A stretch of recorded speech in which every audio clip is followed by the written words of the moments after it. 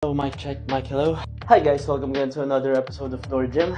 So nagpa-poll nga tayo dyan sa Instagram at syempre nakita nyo naman kung anong nanalo. Weights training daw ang gagawin natin ngayon. So mag-abs workout nga tayo ngayon. Looking forward sana akong tumakbo. Pero baka mamaya tumakbo tayo guys. Okay, so mag-abs workout tayo ngayon at syempre ilalagay ko pa rin dyan yung mga workout na gagawin natin. Let's go!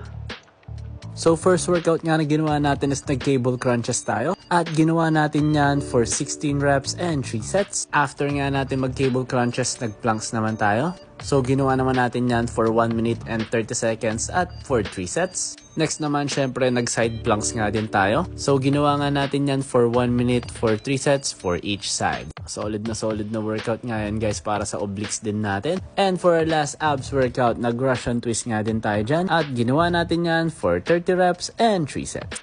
So natapos na din natin yung mga workout natin or yung abs workout natin. And pagkatapos yun, mag-jogging naman tayo. Let's go, BGC!